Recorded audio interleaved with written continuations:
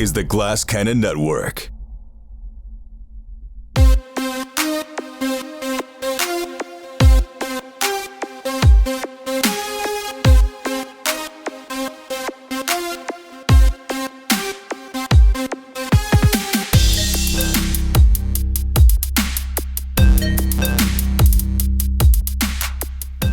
Good evening, Naish, and welcome back to Get in the Trunk, Season 4, Episode 11, as we skyrocket into the double digits here of the first part of Impossible Landscapes, a campaign that is proving more and more disturbing, horrifying, and hilarious each week.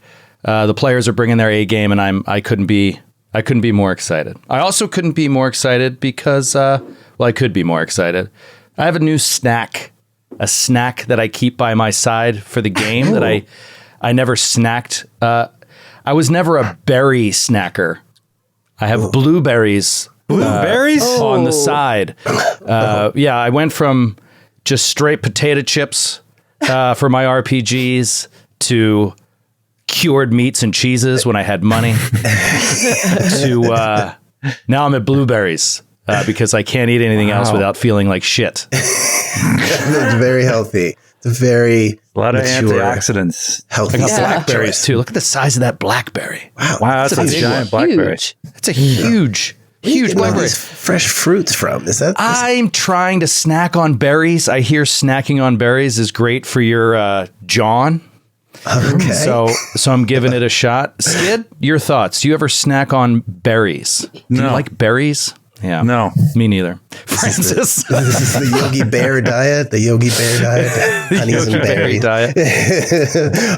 I like berries. I do. I usually have them in some kind of whether it's like an acai bowl or something like that, or Is it acai or acai? It is acai. Excuse me. Acai. I did whisper. Acai.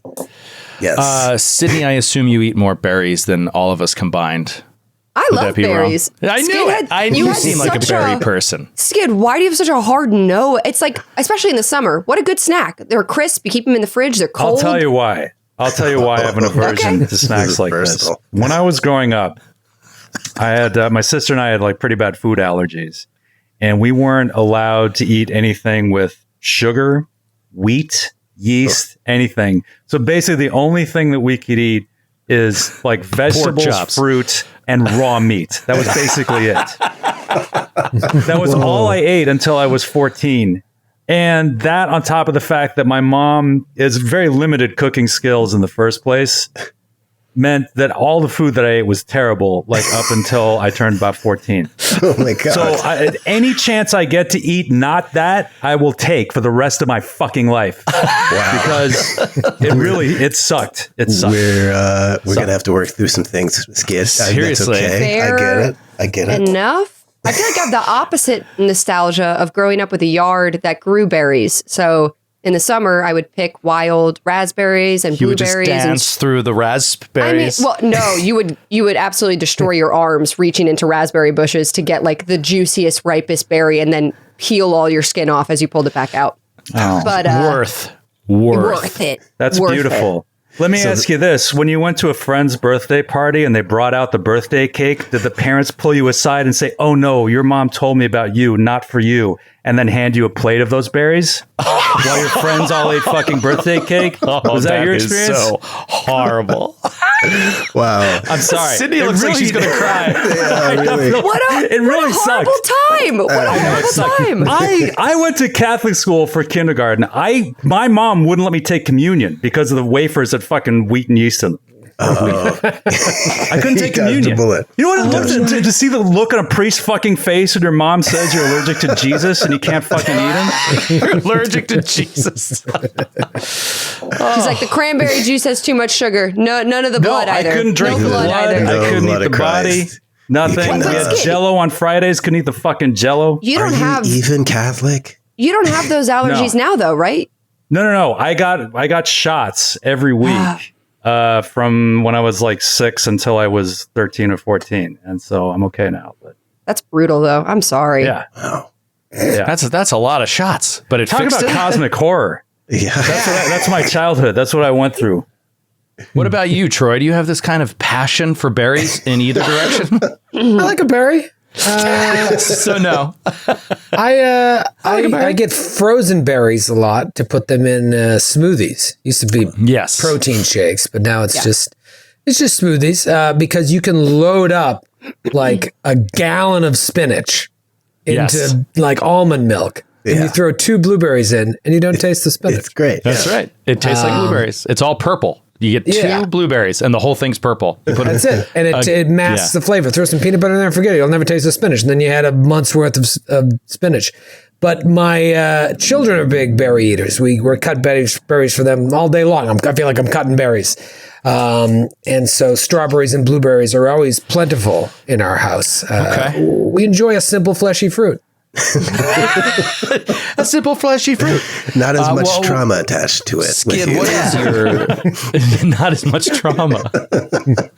Skid, what is your favorite snack? Like a go-to between meals snack? I don't really snack very much. I either sit down and just eat a full meal, or I just don't eat usually. Okay. What about you, Francis? You got a favorite snack? Yeah, I'm a consummate snacker. It's got to be the almond for me. It's the almond. Oh, almond. Really? A bag of almonds. You've changed. Yeah. That's right. I'm a grown man. You were always a walnut man when I knew you. I eat grown man almonds now. I eat grown man almonds. I eat grown men walnuts. And they're all. I know too much. They're delicious. I love almonds. They're good brain food too. Important. Really? When your mind is deteriorating. On a daily basis. Yeah. Do you do a lot of flavored almonds or just like plain sometimes, no flavor almonds? No, sometimes I'll branch out like those blue diamonds. They throw out those are so good. Those smokehouse ones are really good. Yep.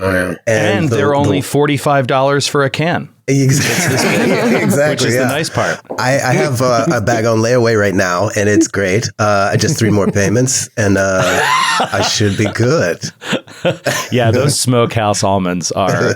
Oh God, I miss those. Such a great gaming snack. They are. What about you, Sid? Favorite snack? You snack. You definitely snack. You eat kind of all day. If anybody who watches me on the Naish also knows that I constantly snack on stream, I have no qualms about snacking on stream. I'm kind of like I'm a very non-picky eater, and I don't have any food allergies. So it's whatever I've bought recently, I will eat it like out of house and home. So if I spend my big paycheck on nuts, I will eat nuts for like 2 weeks straight. But I feel like my go-to is more sweet. I really like chocolate. Love having a chocolate bar around. Keep one in my desk drawer. And every so often, just crack a little piece off. Plain chocolate, milk chocolate. 70% dark. I like dark chocolate. Quality, 70%. I bet you're one of those small people that eats like a great big fat person, but never gets fat. I have that feeling. I will say, every year, I feel myself getting angry. Watch what you say. Be careful. Every year, I seem to grow 1 year older. I have a birthday every year, and it's weird. But as that is happening, people joke, but like I do feel my metabolism like grinding as I eat bad things. Like those 5 a.m. tacos I have. The next day, I'm like horrible for a week. I'm like horrible mistake that I've made to my body. So I'm trying to be healthier. It used to be nothing. You used to wake up and it was nothing. No unaffected. Difference. Yeah. Well, those enjoy those years now. Yeah, they're not coming back. Like it never cycles back to 4 a.m. tacos. No. That doesn't make a loop. Well, you guys, speaking of 4 a.m., had quite a night, these characters on Thursday night, so much so that it has led to a hell of a Friday, including burying a body in the Pine Barrens in New Jersey because you murdered a woman last night. You murdered a woman in her apartment. Murder is such an ugly word. I know. Yeah. Not our best for Thursday, but I prefer manslaughter. It was a little more accurate. Yeah, or as we say to the kids, unalived. Unalived. We just made her a little less alive than she was before we met her. Yeah, that's all. My kids have become familiar with the word dead And I think the concept, insofar as like insects, they're fine with, but they do not know the word kill. And so they see a spider and they say, "Daddy, dead it, dead the spider." Dead that. Dead becomes the action of deading. and deaden that spider. And deaden that spider. Dead it, make it, feel it. Well, you certainly did with Michelle Van Fitz is her name, a well-known and well-regarded writer, feminist writer, poet, and you burst into her apartment and killed her. In order to cover up the crime. Do we have any examples of her writing? Do we know if she's actually good or not? Have you read anything she's written? You try to rationalize after the fact, like, is she I know, really it's like a good writer? maybe she was overrated. Like maybe that makes it a little easier to deal with. I love how you're like, that's a reason to get killed. Miss her? Who's gonna miss her, really? I mean, she had maybe she had like a fairly complete body of work, and she'll be well remembered. So there's no need for her to be alive anymore. So in either case, thumbs up, guys. Nice work. Yeah. Justify that. Yeah. You murdered this woman and then took her body to the Pine Barrens in New Jersey, dismembered in separate bags. Like freaking, who's the guy who just died? Robert Durst. Oh, you God. Robert Dursted her. We dursted her. You Dursted her and then Dursted her.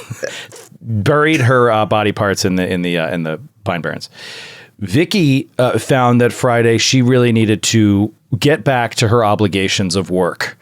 She was involved in this horrible night, this horrible crime, which also, by the way, coincided with you guys passing through into some unnatural liminal space of an extension of this apartment building that doesn't seem to exist in the physical world or especially during the day at all. It only exists at night. We call it the night floors.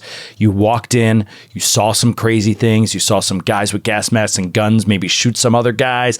You saw some creepy old rooms. A couple episodes before that, you saw a smoking lounge and heard creepy old music. And you said, we're getting the F out of here. So you got out of there and dealt with what's right in front of you right now. For some of you, that's getting rid of the body. For Vicky, it's her work responsibilities. She fouled up this last assignment because of her distraction. She has spent almost all of Friday fixing it. Roger also has work responsibilities. He has to, he works Friday, Saturday, Sunday at the gas station and every other Monday. And Friday's a double shift, 4 p.m. to 4 a.m. He's currently at work. It's late afternoon Friday. Yeah, he's the new guy. So he gets the bad shifts. And so he's taken that and just working, but he's seeing things he thinks. He's having these disturbing visions of being on an island and a plane crashing into the ocean and a Michelle Van Fitz crab emerging from the crash.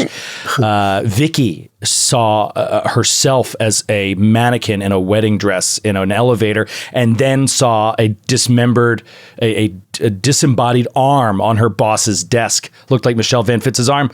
She blinks her eyes and it's gone. Everybody's a little out of whack. People have not slept, and that is when, after getting rid of the body, Neal and Bobby go to City Hall to look up these records.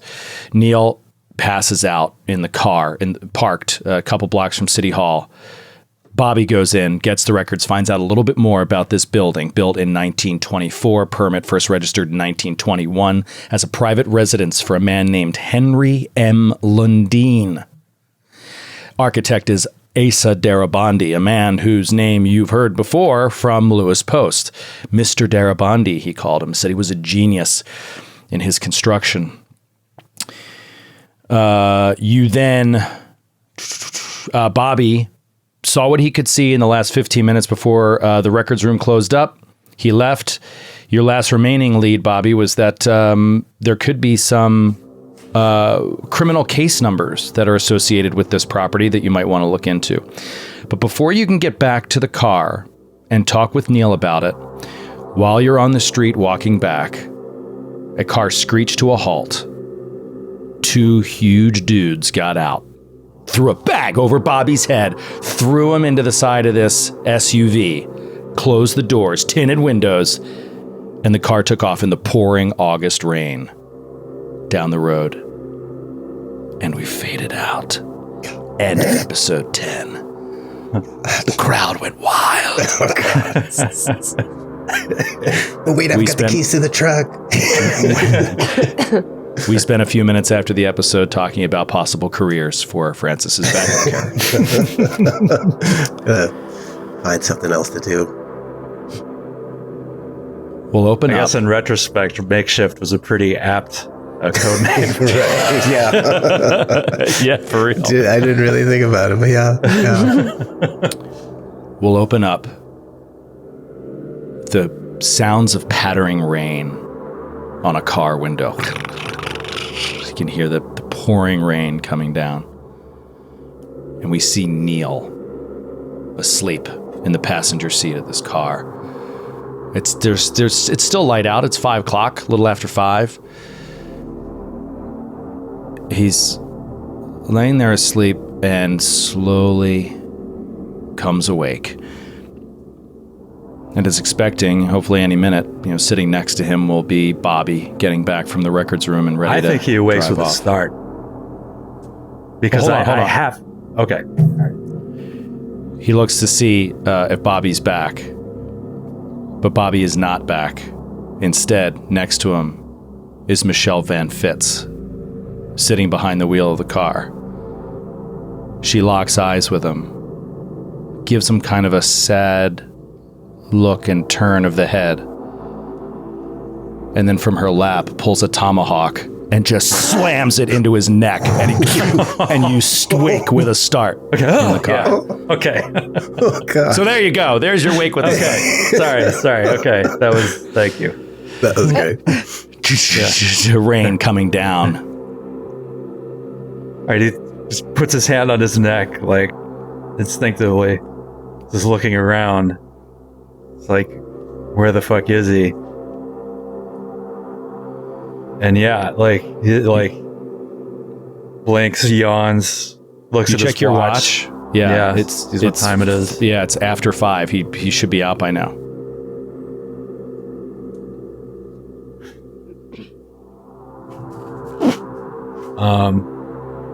Yeah, I pull my jacket up, just jump out of the truck, for a second, just look down the street, see if he's coming. Don't see him. Shh, rain hitting on the edge of your jacket coat. You see a lot of people walking down the street, but you don't see him. Yeah, and then I get wet, jump back in, shake off. Thinking well, surely he should have been back by now.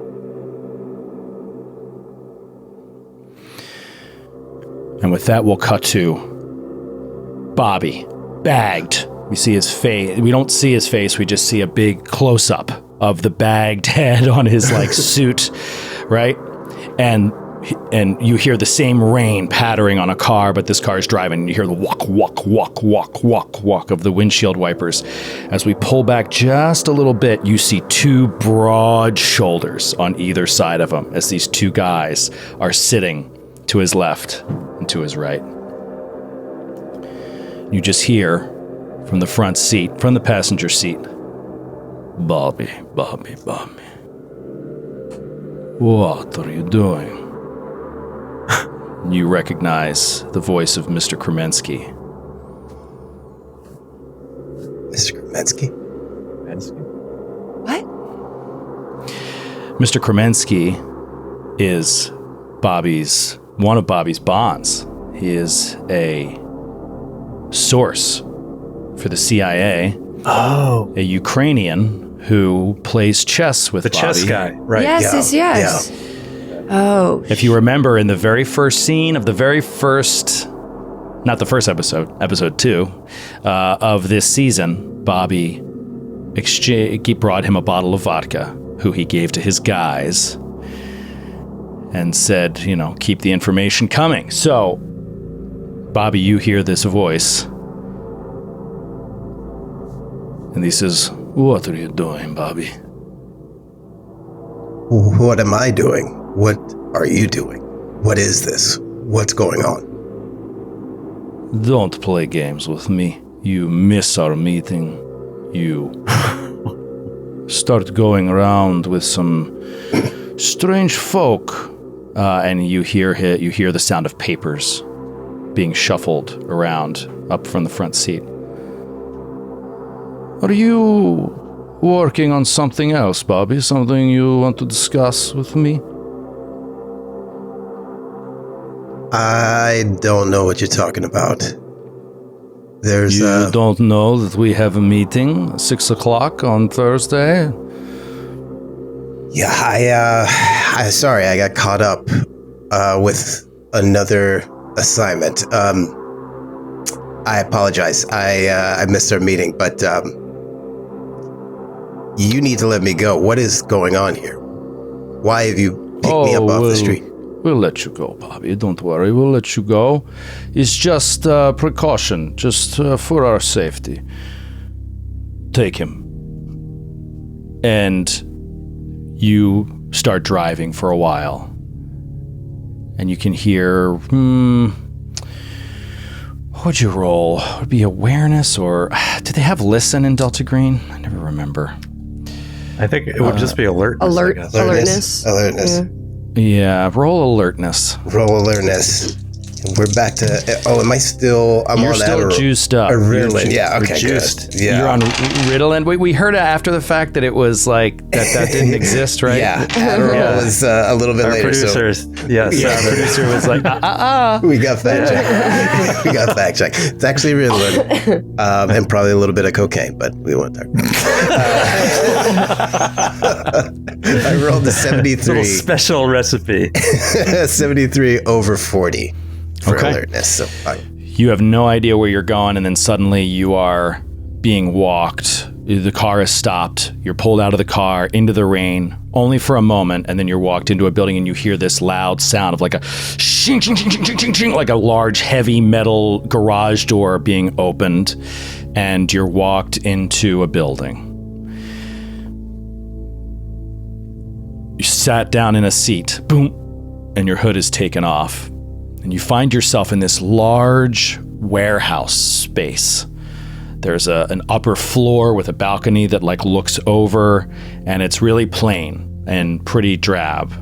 But it's a wide open space, and you can just still hear the faint sounds of the rain hitting like a metal roof up above you.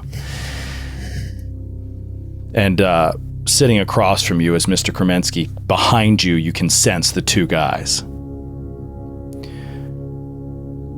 Bobby, this other assignment, it wouldn't have anything to do with the FBI, would it? And he's looking at these papers. It's like, slowly. even if I could tell you that, I wouldn't.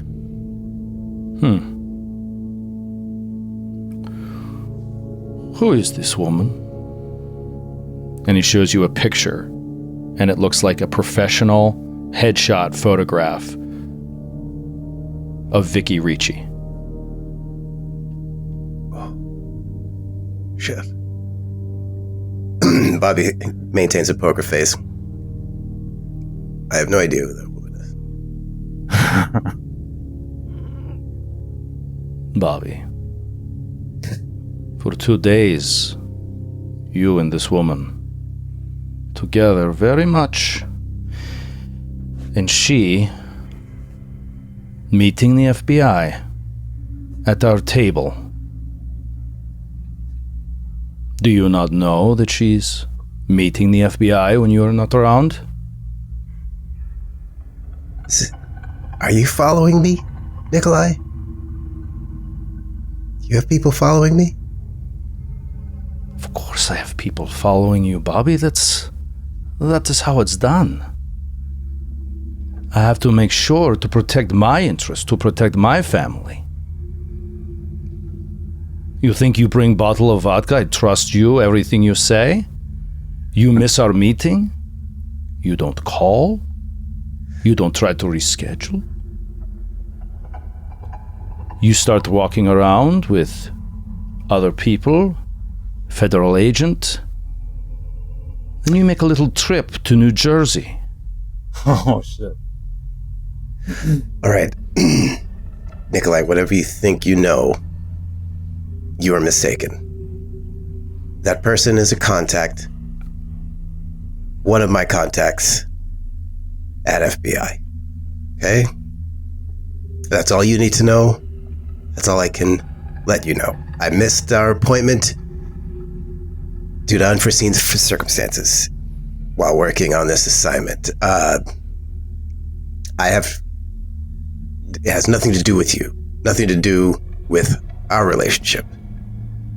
And I need you to understand that.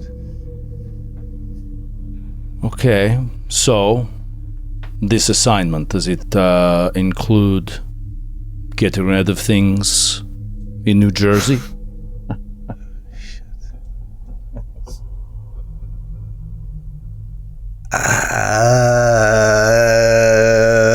Nikolai? Never checked for a tail. We never checked for a tail. Think about it. You got. I gave you the roll, and you both failed. The alertness. God damn it. You had just seen a car. Yeah. That was, you saw suspiciously a couple times. Fuck. Look, Nikolai, I'm not going to pretend like you are the only assignment I have. I have other duties in my role. You know this. Things that you are not privy to, things that you cannot be privy to. So I'm going to let you just sit with that information, do with what you will. But know this, it has nothing to do with you. You are safe. Our relationship has not changed. This is an assignment that does not concern you. So just relax. I realized I had missed our appointment. I was out of my hands, but I'm here now. And I'm here to tell you, none of this is any threat to you. Roll persuade. Shit.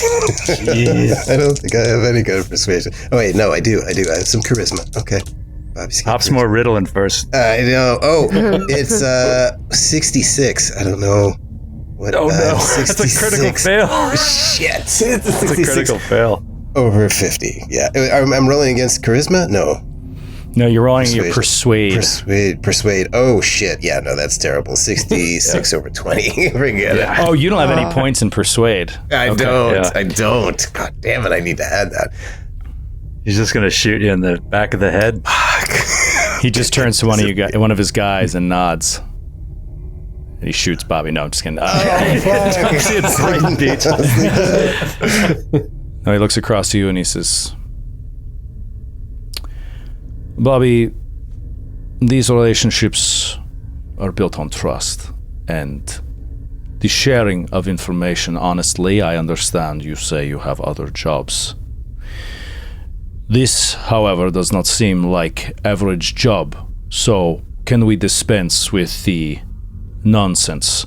You are in over your head in something. And if you need my help, you could always ask. Bobby, I'm very fond of you. Now, that said, perhaps we could come to an arrangement where you could, make it up to me. A show of faith. I have a nephew back in Ukraine who he's been marked by Russian military. They wish to train him. I would object, but he seems interested. His mother tries to get me to stop him. I am unable. But he will go into a program that is highly secretive. He will one day, if all goes well, become a spy for them, Bobby. And he will come here. Make no mistake. If you could ask out for him, use your contacts to see if he is being well treated. Tell me if he is safe, so I can put my sister at ease. Perhaps he could be an ally for you in the future. Just information on your nephew. That's That is all I need, that he is okay. These camps are very secret and very difficult to penetrate, but you, Bobby, I know. You know how to get it done.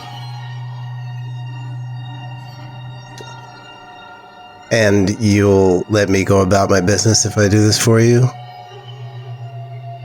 I will let you go about your business. As long as he's not too much FBI, I will let you go. I need your help, Bobby, and so yes, I'll let you go. Okay. I can do this for you. Get back to work and pull on some contacts, see what I can find out about your nephew. His name is Fadiyeka Fellenkreis. And I'll give that to you later. Okay. Luckily, I am expert at spelling Ukrainian names. He is turning 14. He's a very young boy, and I worry that he may be in over his head. Anything you can do would be appreciated. We will let you go back now, but don't miss our meeting on Monday. Okay? And he smiles. I'll be there.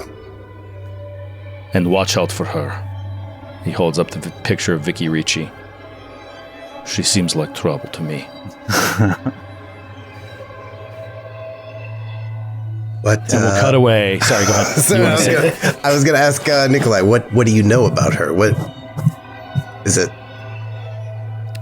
I was hoping you would share information with me, but you clearly wish to keep tight-lipped.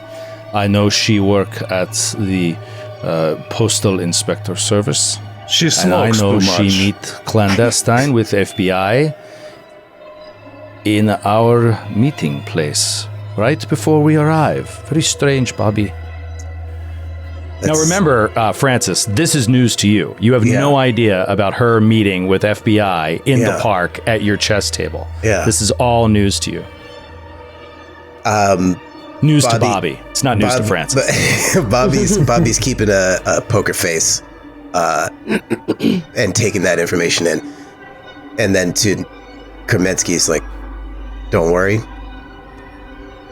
I'm aware of this person and everything's under control. But thank you for your concern.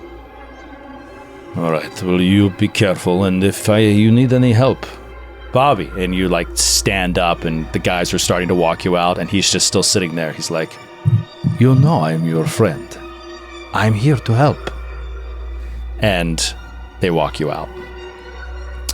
Right. Bag over your head right before you exit. And you go to get out in the car. Now, something that Bobby wouldn't know, but that our viewers would know. As you were walked in and sat down and sort of quasi-interrogated in this big open space, it's the exact same room where Norma took Roger to see Nine Inch Nails play. What? Oh, what? It's the same It's the warehouse. club? Or the warehouse club? It's the club. It's the club. Oh, weird. Whoa. Mm-hmm. Okay. Bobby, of course, wouldn't know that, but just a little fun fact for the audience. It's Irving Plaza. Weird. Nice, like, low profile in Irving location. Plaza? Every time I go there, I hate that place. All right, you go ahead and leave. We'll go away from Bobby there and fade out of that. Vicky, you are done work. What do you do at the end of your day? She's so tired. Honestly, I think maybe she pages the group and says, headed to Abigail's, talk when you can. And she's going to see if Carly's there before she leaves work. Yeah, Carly came. She just was late. She ran late. She just has a problem at home, is what she says. Okay. So she just wanted to like check in and also show face. She gets the report to Miller and she's going to go to Abigail's with the intent of searching more in the apartment, but she is absolutely going to take a 2-hour nap on the couch at Abigail's. So yeah. Okay. All right. So you start heading out to Abigail's. It's about 5:00, 5:30. You're walking down the street and you're headed to wherever, public transportation, whatever it is. I guess maybe you could walk from your offices, or your offices in Midtown. Your office is over by the, so it's actually, on the west side. It's on the west side, but you got to just walk across. So yeah, you're walking over to Abigail's, and you are exhausted. I mean, just completely exhausted. And you go to walk up to the steps, to her place, and there's no steps there. There's just a door, and you're putting your hand on it, and you freeze for a moment because something's wrong. And you realize you've walked about 4 blocks in the wrong direction, and you are about to open the door of your old favorite post-work watering hole that you always went to drink in after work. Oh, shit. The demons are coming back. And as you start to touch that door handle, you pause for a second, and the door pushes open, bumping your hand, and you see, whoa, hey, oh, sorry, Vic!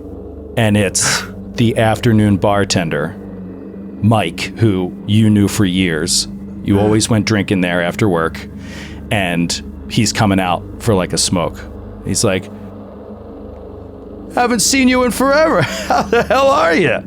Oh my God. And he comes out and grabs his pack of smokes. Mikey, Where you been?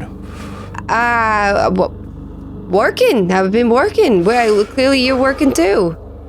Working? I mean, it's been a couple of years. You get promoted or what? And he's just ashing on the sidewalk. Yeah, I mean, actually I did. But it's not... Congratulations, that's awesome. Oh, thanks.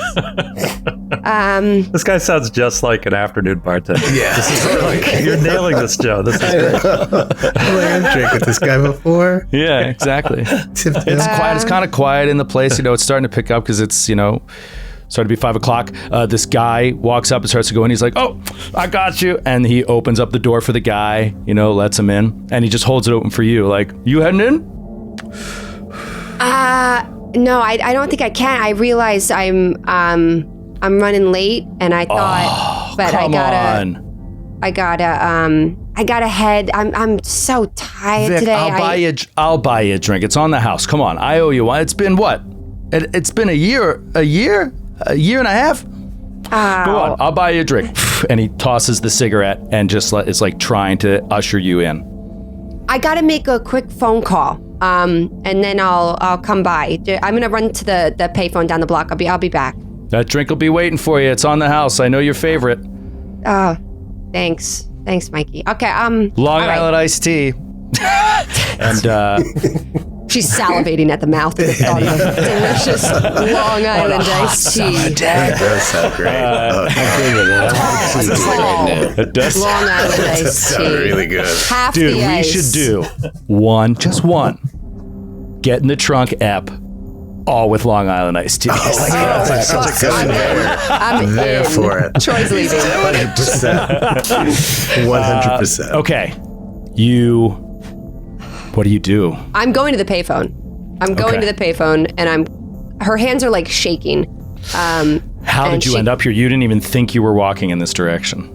She also like mindlessly, like she's going through this like weird motion, dream-like. Like it feels weird to even see Mike. Like it feels wrong. Right. And she calls Sarah, her sponsor in AA. Mm-hmm. She dials on the payphone. Mm-hmm. No answer. Ringing, goes to her voicemail. Fuck. She gets her quarter back, and she calls again. Ringing, voicemail. She slams the phone on the receiver 3 times. Bang.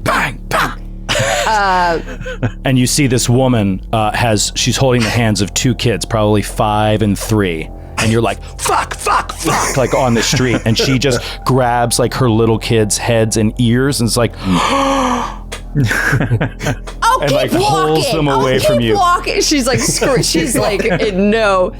Walk away. What were you looking at? And she just like terrified, like hustles away up the street. Goggling me, googly eyes. Fuck. She slams the receiver again.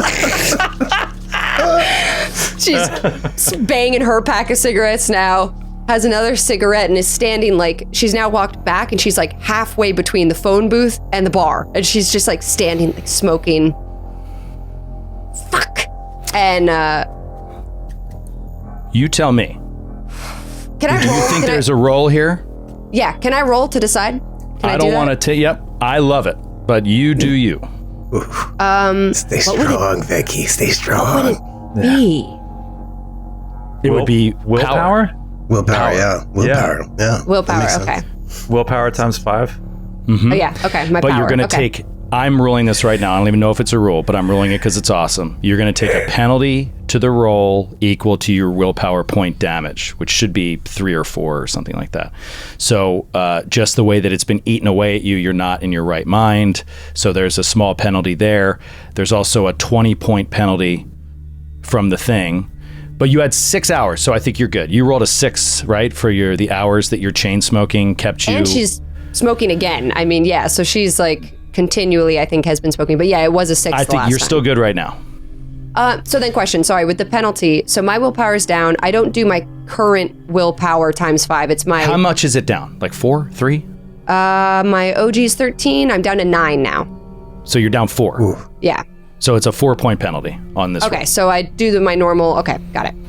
Let's see. My willpower times 5 is 65.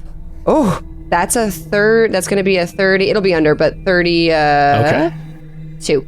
32. Okay, so she can push off the urge. I wish she got a drink. I want her to have a drink. Yeah, But I want you to play it however you want to play it. You didn't have to roll, but I like that you rolled. yeah, I leave it to the rolls because at this point, she's not so far gone, but she's exhausted. Like her mental walls are broken down. And Yeah, she may not take one now, but like you've sort of opened the door for maybe this.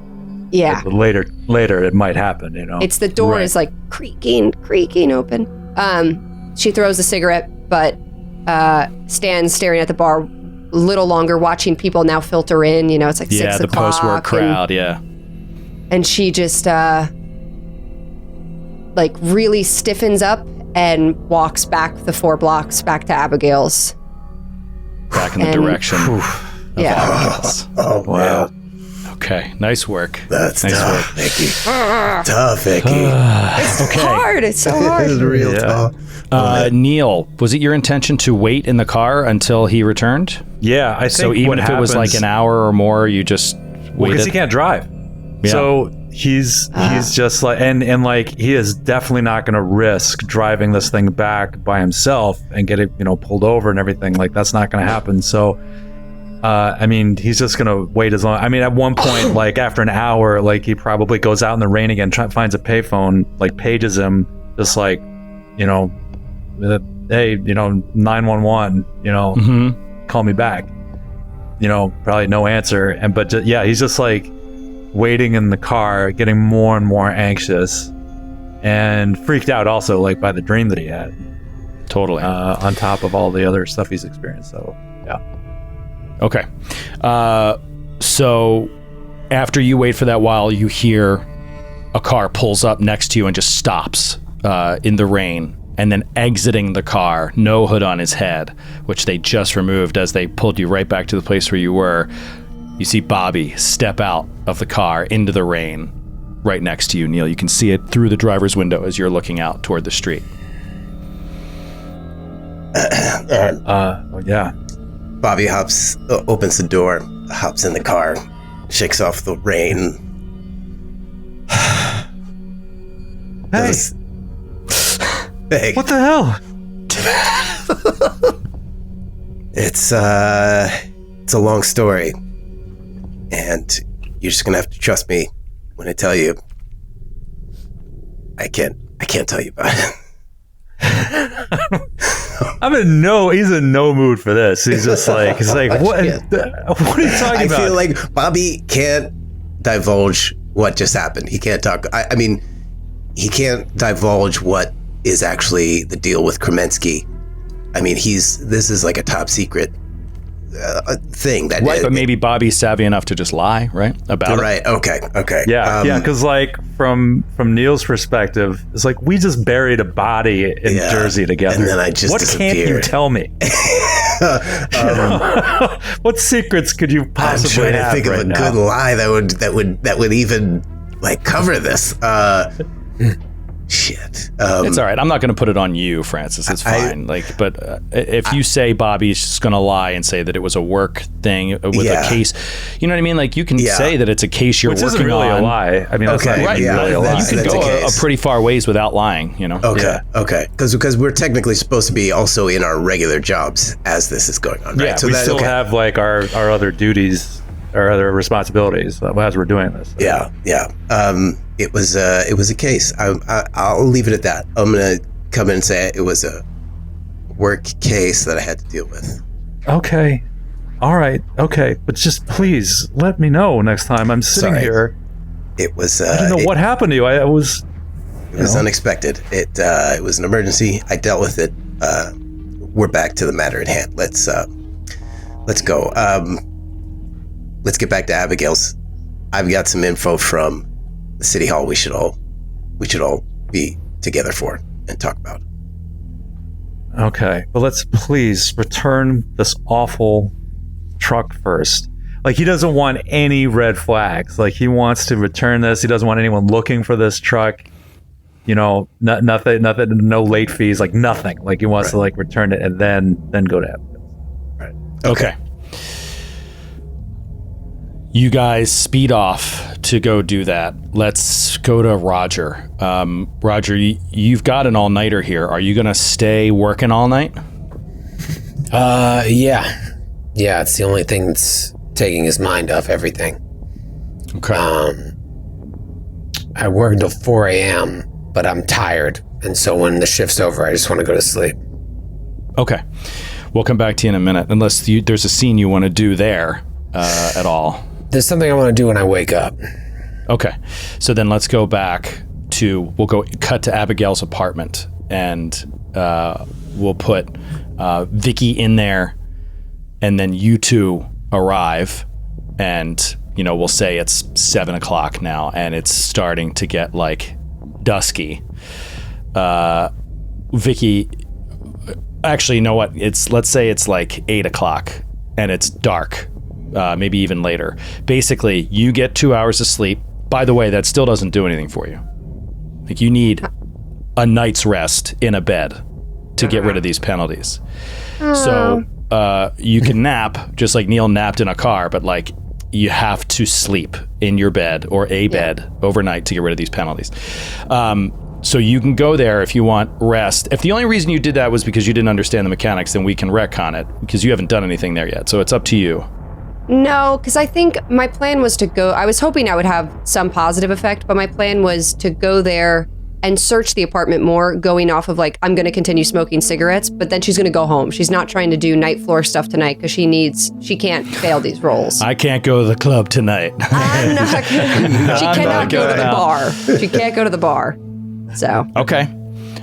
Then how about you wake up to them walking in? And it's about 8 o'clock. You guys have returned the car. Both of you are also completely fucking exhausted. But you do feel like you're drawn to this place. You walk in and we see Vicky wake up. What do you say, Vicky? Vicky wakes up in this hot apartment because there's no power during the day. There's no AC. And she had like fallen asleep clothed. She's so tired and shaky, and she just wakes up like, oh, it's you. What time is it? Who's there? Who's it? Makeshift, Mrema. We've got info we need to share. Yeah, no shit. And she goes to the kitchen sink and turns on the water and like fills up a glass of water and chugs like 2 glasses of water. Bobby shakes his Ritalin bottle. There's a couple pills left. She looks at Bobby. You look like absolute shit. Did somebody kidnap you in a van and bang you up or something? Funny you should mention that. No, I don't say that. Bobby takes another couple of Ritalin pills. Okay, roll a d6. Oh, wow. 3. Okay, so you're good for 3 hours, and then roll a d6 for will point power damage. 5. Oh, 5 points. Dude, this is going to start crossing over into tomorrow for you. Shit, yeah. So brutal. My current willpower is 6. So, yeah. Wow, you have 1 willpower point? I'm down to 1. Holy smokes, that might actually be a thing. Shit, I wasn't prepared for that. Ritalin, save me, Ritalin. Oh dear. I'm going to have to look this up. Oh, God. If anybody wants a favor for makeshift, now's the time. Yeah. For real. It's all going to shit. It's all going to shit. I actually really want to find this just because... this is probably serious, right? If I'm down to 1. This is probably... Yeah, just because I think it might affect, your role play in an important way, which is why I wanted to find it. I find things really hard to find here sometimes, and I don't know why. Should have went easier on the Ritalin, I guess.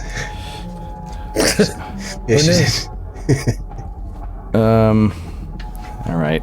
Oh, here we go. When an agent's willpower points hits 1 or 2, they have an emotional breakdown. Oh my God. The agent suffers a -20 penalty on all actions until willpower points rises above 2. Oh, God. An agent who hits 0 collapses, completely incapacitated and perhaps unconscious. The handler controls your agent until you return to 1 or 2 points. So, basically, this isn't going to take effect now. You just took the Ritalin, but something about this last dose is going to foul you up emotionally in a few hours. That's going to make you basically unable to continue without going home and going to sleep, essentially. Wow. Been there, buddy. The clock's ticking. Been there, buddy. Oh, shit. I wish I never took that. Yeah, exactly. That terrible feeling. All right, but for right now, we'll say you're okay. You're okay for right now. That 5 points is going to whittle away over the next couple hours. All right, I'm holding it together. Okay. And then you can disseminate to Vicky, what you found in the city records, 1921. He says the building was created in 1924, and now, Vicky, you remember this was the date that you had inexplicably put all over your report when you were supposed to put 1994. Yeah, her notes, where you had these exact things. In fact, in your notes, there's a point where you wrote the name Lundeen in reference to something, and you had no idea what that was. And when he says it was originally a private residence for Lundeen, it immediately triggers like a holy shit in your head, and weird shit's happening. Yeah. So we got Lundeen. We got the Darabandi. Which we know and have seen because what's-his-face painted him. That's who the dude was in like the olden attire upstairs. He was painting all the weird paintings. He showed me this painting and he was like, this is the architect Darabandi. And he was like all obsessed with him. But now this was the guy that had like was pictured with the kids that were like through the eyes, like were basically weren't there, and they were nightmare fuel. Yeah, but this now is very Ghostbusters too. This is the same thing. Ivo Shandor, like the same thing. Like the crazy architect who built Sigourney Weaver's building is the same thing. You know, founded Tobin's Spirit Guide. Yeah, that's right. He was either a genetic genius or a real wacko. There's a lot to dig into here. What you got was really tip of the iceberg at the city records. In fact, you should go back Monday and get with Neal's camera so you could take a picture of the blueprints and stuff like that. Right. But you didn't see, by the way, anything in the blueprints unusual. Like you saw the blueprints, and they were the blueprints of the building that you know. They were very familiar to what you know. And what else? You had the criminal records numbers for crimes attached to the alleged crimes attached to the place. And then and then Asadero Bondi, Henry M. Lundeen. These are all like researchable topics, if you guys wanted to do research on another day. Joe, how do you spell Lundeen? Is it Lundine? Oh, God. Okay. Got it right. Thank you. Sweet. Lundeen. So we kept records of all this, and we got to wait till Monday? We got to wait till Monday to go. You got to wait till Monday to go to criminal records, yeah, and to get the blueprints, a picture of the blueprints and all that kind of stuff. What about internet? Did you want to look around the apartment at all? Like, is that one of the things that you want to do here on this trip? Yeah, or are you guys just talking and then leaving? I mean, as long as we're here, we should probably at least do another sweep. Yeah, Okay. and I think Vicky explains that she's going to go home. Like, she needs to gather herself, and she's got shit to do tomorrow, and, like, we can catch up Monday, I guess, when we have more information, but... Yeah. Yeah. Okay. Sounds good. All right, go ahead and give me a... give me a search roll. Anybody who's not on Ritalin or chain smoking cigarettes. Actually, Vicky, you would have to roll again if you want to not take the penalty. And remind me, will my willpower be cured by sleeping? No. It will be cured 1d6 by sleeping. Okay, you know what? I will smoke. I will do the smoking thing again to do this search, and then I'm gonna go home. I'm not gonna die. I'm gonna smoke with you. Ah, perfect. And I've still got 3 hours on my Ritalin pill, so I can still roll on this, right? I think I still got 3 hours. Yeah, you can. Yeah. You're yeah. good. Yeah. You got one power and 2 hours. I'm on the edge of mental deterioration. So I got 2 hours smoking my cigarettes. Ooh, I got 21. Okay, and then roll 1d6 for the damage. 5 damage. Dude. 4 damage for me. Oh my gosh, guys. Brutal. Yeah, I have to go to bed. I've got 4 willpower points left. We're both running on fumes. And yeah, Neal is looking at both of them and like just saying, like, he says, like, you really need some rest. Like, he's like, he knows that he does, but he's just like, he's As a doctor. as a doctor, he's just like, you guys really need a good night's sleep, like, really badly. As a professional physician, Yeah. guys really need help. Yep. That is amazing. Okay. So go ahead and roll your search rolls then. 24 under 41 for Neal. Okay. I got 21 under 40. Nice. Crucial. 14 under 52. Oh, wow. Nice. Nice. Fantastic. Great. Not prepared for this at all. Awesome. It's like the one time we actually roll like good searches. Well, the one time we're like, we'd like to look at the apartment, please. It's just supposed to be stopping. It's just so immensely irritating. Like, because my brain also, like, while we're mid-show, just doesn't work. So when I'm looking at like files that I need to like pull up, I just look at a bunch of files and I see nothing. Like, I don't see. I will read the name I need 10 times and not recognize it when I'm doing a show. I think you might need a good night's sleep too, Joe. I think you're right, Skid. I think I have some willpower point damage. Okay.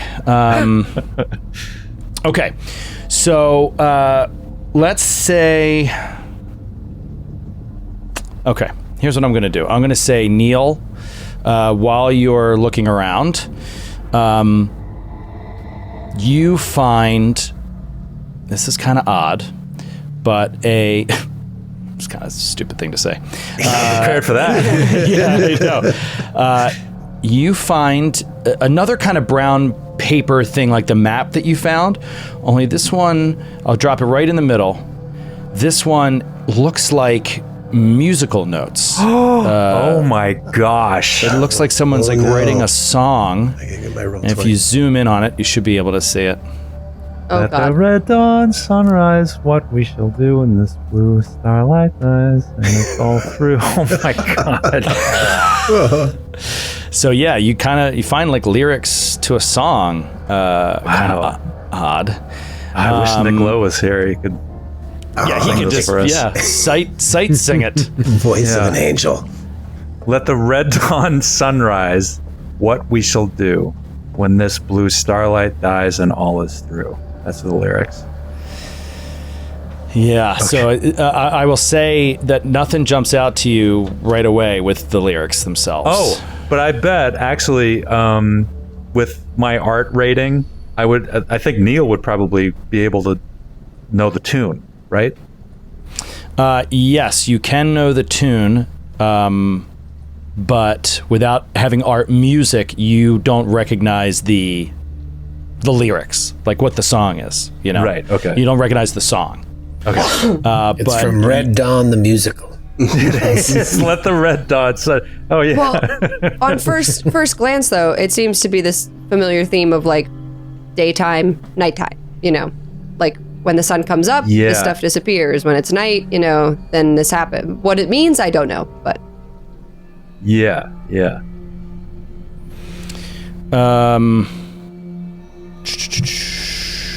Okay.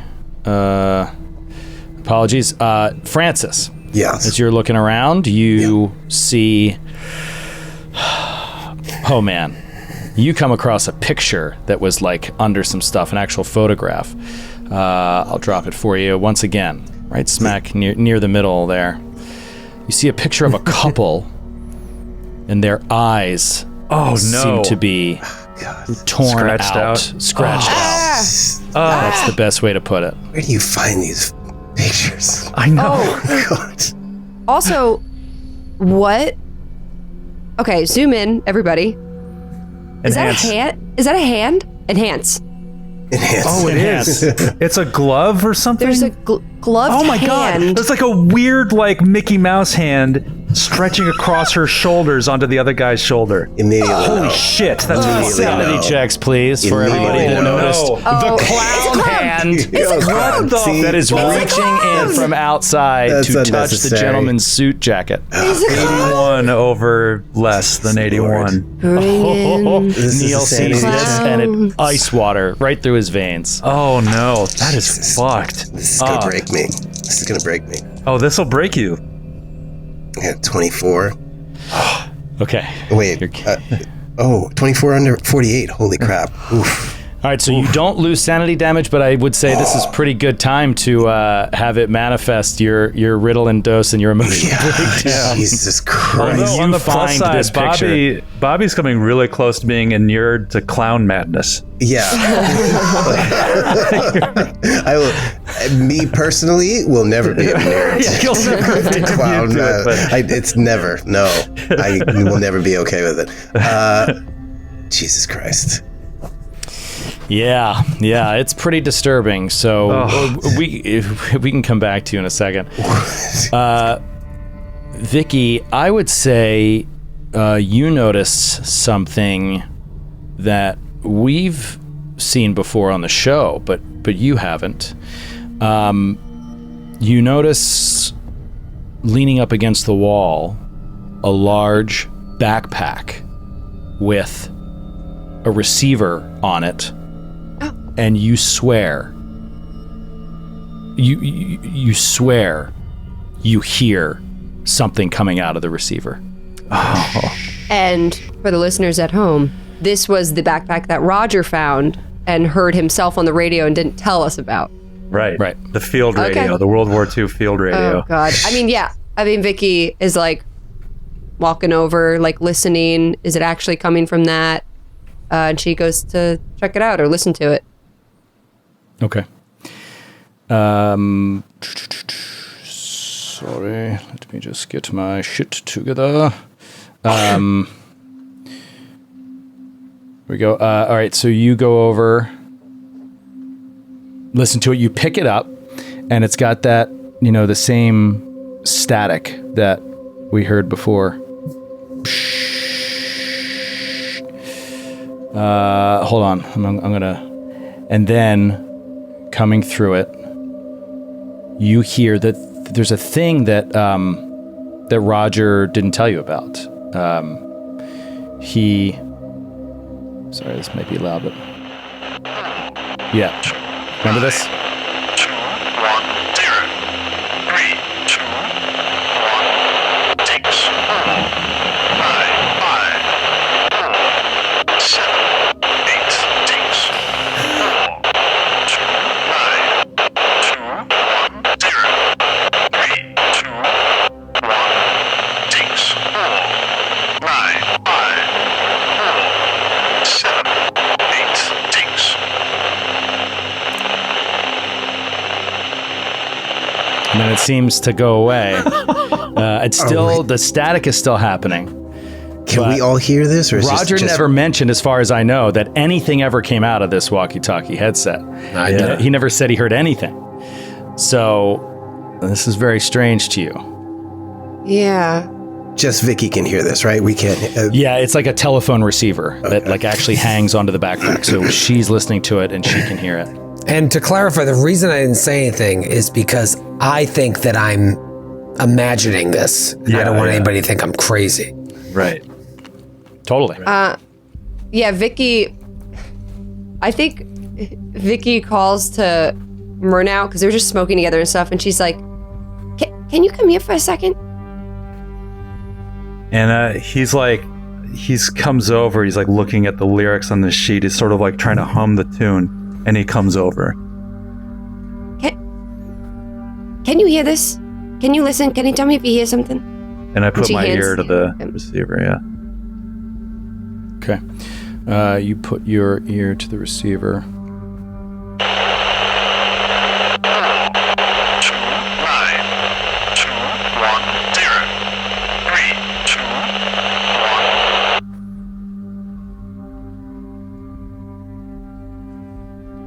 Takes.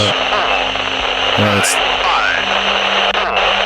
7, 8, takes. 4, 2, 9. It keeps kind of like cutting in and out. All right, so Neal pulls a pen from his vest pocket and he jots down the numbers on the palm of his hand. Okay. Vicky, were you writing these down? Or Sydney, were you writing these down? Absolutely, I was. I thought you were. I thought you looked like a player. Well, Vicky also, one of her main skills was, like forgery and deciphering. So she's not like a code breaker in World War II, but immediately she's like, oh, this is a code. This is a code. This is going to line up with, an alphabet or like, so she's writing, she's looking at Neal and she's taking mental, like she's doing this in her head and she sees him writing it down. She's like, oh, perfect. Okay, great. Yeah. Yeah. Bobby's still freaking out at this photo. He's just dead staring at the photo. And then Vicky, you start to hear it again. Start to come back again. Is it on? Is like I look at the is the power? Is the power on? Is it like... No. Fuck. So when Roger originally had it, he turned it on. Right now, it's off. And we're still here. Yeah. And it started making this hiss when you were just near it, Vicky. And so you thought from Roger's reaction that like it wasn't working. It wasn't operating. It was just a walkie-talkie. He took a picture. He vlogged it. That was that. And you heard this like hiss come out of it. And now you hear the hiss coming out of it again. Shh. But it sounds slightly different, maybe like a slightly different pitch. She's listening again, and she kind of looks at Neal to like flipping it around to see if there's a way to like adjust, like to get a clearer signal. Okay. Right, working through kind of frequencies because it does have a frequency dial. Yeah. So you're and that has an effect, like when even though it's off. Yeah, it actually has on the white noise that you're hearing. It does have some effect on the white noise that you're hearing, and then you change the frequency just enough, and it comes in clear again. Come like Christopher has been really adamant lately, and I just don't want to feel out of control, you know, and I feel like a little overwhelmed, you know. So I just wanted to give you a call, and just where I'm at. Oh, what? Vicky rips the walkie out of Neal's hand Holy shit. and is just staring at him, like waiting for him to say something. And I'm just staring at you. We're both just like staring at each other, just frozen. Did we both just hear what we just heard? And Vicky's just like, And I point. I just like lift a finger and just like point at you, just like that was you. and Vicky puts the walkie receiver back and looks at Agent Mrema, and she says, that was a private phone call that I had. You remember saying those things? This was a phone call you had? This was a phone call that I had. I that doesn't even, that's not even possible. Roll a sanity check. And Joe, am I remembering correctly? That was a phone call that Vicky already had, right?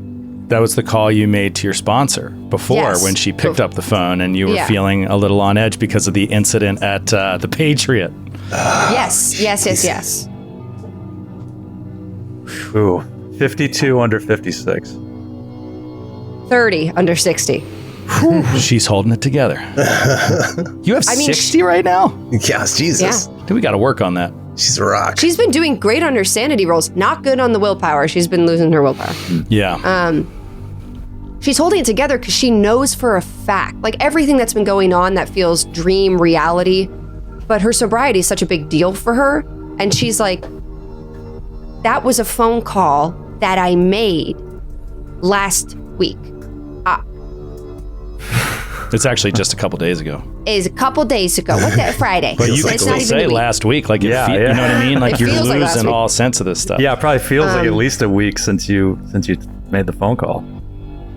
She's like firm in that, so she doesn't feel crazy, but she's like, I am no mechanist, but how is it even possible that a phone line could be crossed with a ham radio that shouldn't even be working? Is that possible? Bobby is listening to the conversation. He hasn't heard what's on the radio, right? Right. He's just listening to them talk. Now, this triggers my talk with Kreminsky about him following me and also Vicky. Is it possible they've got a tap on her phone? Right. Yeah. So do you say anything? Bobby's calculating. He cannot. He's trying to calculate because he still doesn't understand how. But he's still not sure why Vicky and why they met at the chess playing spot in the park where Kreminsky was, and yeah, he's going to keep it quiet. Yeah, and remember by they, like, you don't know anything about Christopher. Right. You don't know, she's meeting with the FBI. I don't know who she is, who she's You don't know meeting. her career. Like, you don't know anything about her. Right. I don't even know fucking losing how to. I don't even know how to explain this to like Cumstone and Bobby, like to without revealing about like my personal life. Like I'm not going to tell them about my sponsor, but I want to be like the radio is telling me things from the past. So I don't know. I like. Yeah. There's no way. I think she looks at Myrna and she's like, I don't even know. Well, I guess it's possible someone was recording your phone call, but the thing that makes me a little uneasy is the fact that this thing isn't turned on. What? And Vicky looks back at it. How do you know? How do you know that? Look, and can I try to turn it on? Mm-hmm. Does it turn on? Yeah. Like it's already on. Yeah. It's a, So I you flip click it it off. like on. Yeah. It's like it was off, and it's like so. It's Comstone. I mean, I don't know your name. Messiah. Yeah, he's not even he's there. at work. He's at work. He's He never was there, Oh, he Vicky. Who's I Messiah? I was gonna call him over because he was in the army, and I was gonna be like, "What do you know about this?" Yeah, I think Vicky. She looks at Mrema. She's like, I need to go. I need some sleep, and I need to think about this. Please don't say anything. We will discuss this later at a later date. Yeah.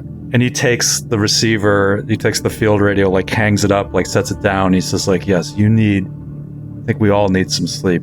You especially. Agreed. Right now. Let's Bobby? circle back. You listening to our conversations? I thought I was in the room. I'm not in the room? No, you're in the room. I'm in the room. I'm in the room.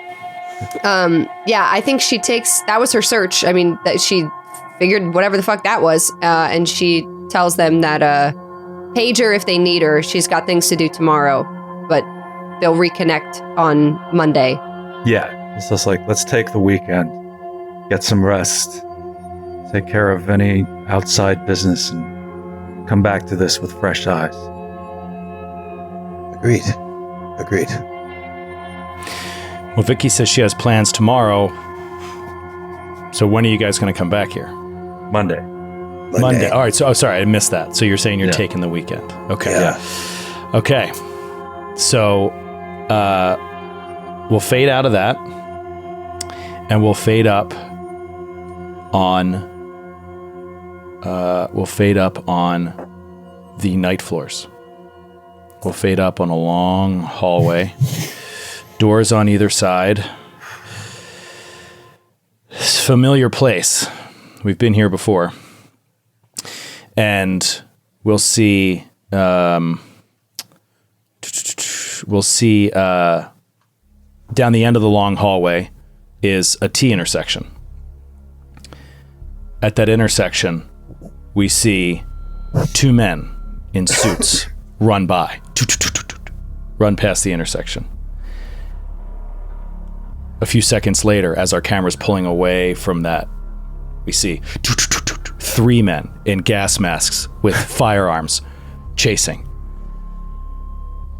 The camera slowly turns, and we just see Bobby alone in the hallway, just sweating,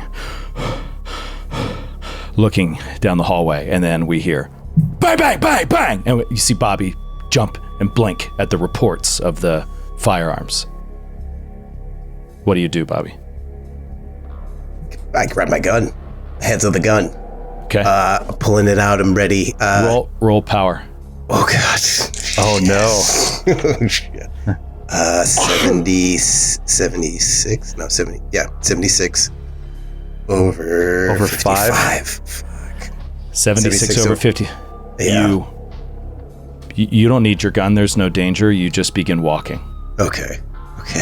toward this area. You're moving slowly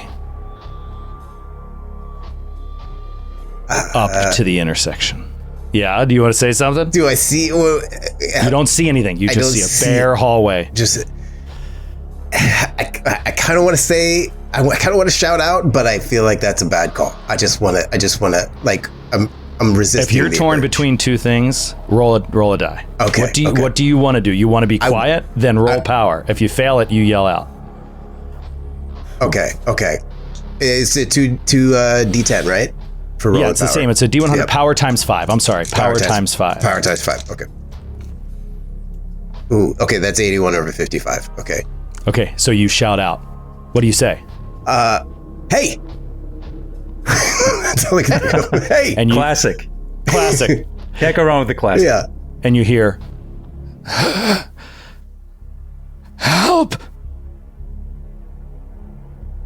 Who is there? FBI. FBI. Yeah. Who is it? FBI. No response. No response. I'm following the sound of the voice. Yep. Down the hall. I'm pulling my gun out. Roll power times 5. Okay. So awesome. God. 14. This time, boom, the gun 55. comes up. Okay. Shit. All right, guns out. You approach the intersection where these two hallways meet, and as you get there, which way do you look? Right is the direction they ran past. Left seems to be where they are. Which way do you look first? Left. You peek around the corner left, and you see, must be 10 or 15 feet up the hallway, 2 bodies on the floor in the black suits. No one else in sight, and that hallway keeps going past them for a long distance. All right, I look right. I gotta look right. I gotta look right before I go anywhere, right? I can look right. You look right, and you see in the distance, the hallway seems to open up a little bit. Actually, no. You just see a hallway. Okay. But far down the hallway, you see sitting in the middle of the hall what looks like a gurney, like a medical table, and there is a body on it. But it's far away, like, it's 50, 60 plus feet away, like to where it's in the distance. You see a small medical table with a person on it. To the left, there's 2 bodies that are right there about 10 feet away. All right, I'm walking towards the 2 bodies. I'm gonna inspect those bodies. Roll power times 5. Oh, Jesus. 27. 27 under 55. You step up to the bodies and we see you slowly walk up to them. And you see it's 2 mannequins in black suits, posed as if they're bodies, dead bodies on the ground. Spilling out from within the suits is like red ticker tape, like theater blood. Oh, God. Is coming out from them. But to you, in this moment, this doesn't even seem that strange. You just want to search these bodies. Right. Yeah. I want to search. You reach in and you pull out a wallet from the interior pocket of one of the jackets. You open up the wallet and you see an ID. The name is out of focus. And you wake up. Middle of the night. God. In your room. And we'll cut away from Bobby. Oh, Christ. Roger. What happens on Saturday morning?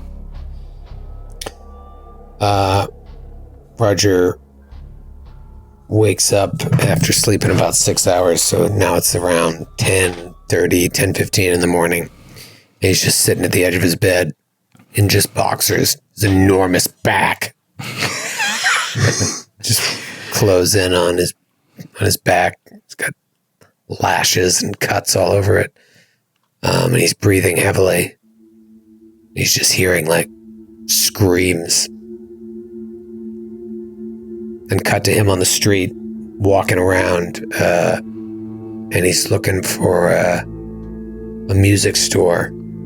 He sees a Tower Records down by Lincoln Center. And he ducks inside and says to a teenage clerk, "Where do you keep the compilations?"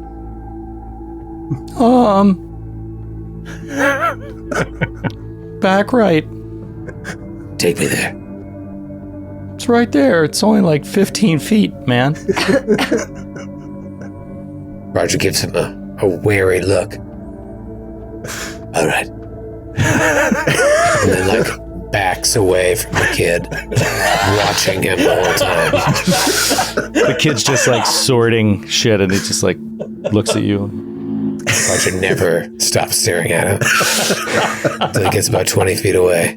And then he turns and he's looking through the compilations.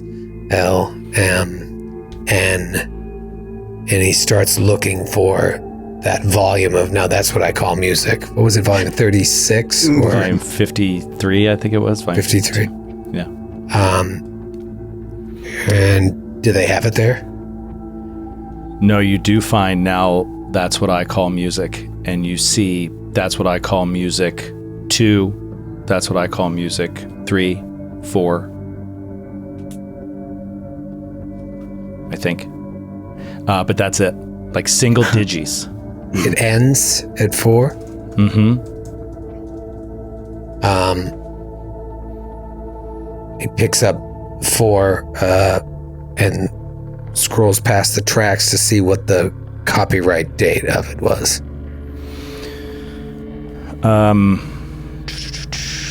Let's see.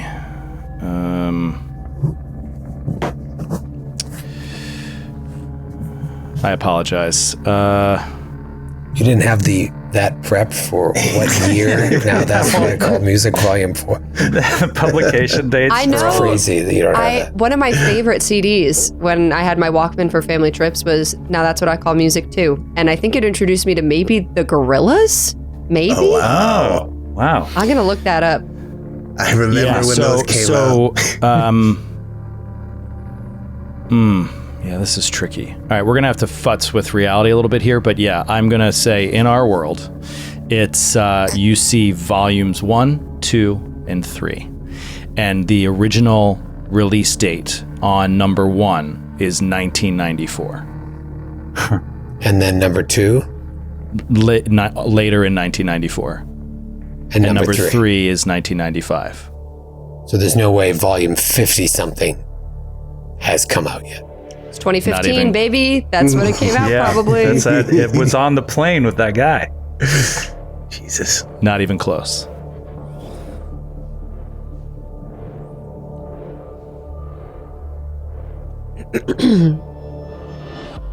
Were some of the other albums? There was a Bush album. Mm-hmm. Pearl Jam. Yeah, if you look through the other albums, you see that they're there. Some of them aren't, but some of them are. There's nothing that seems out of place except that Now That's What I Call Music 53. And what one was the guy selling at the bar?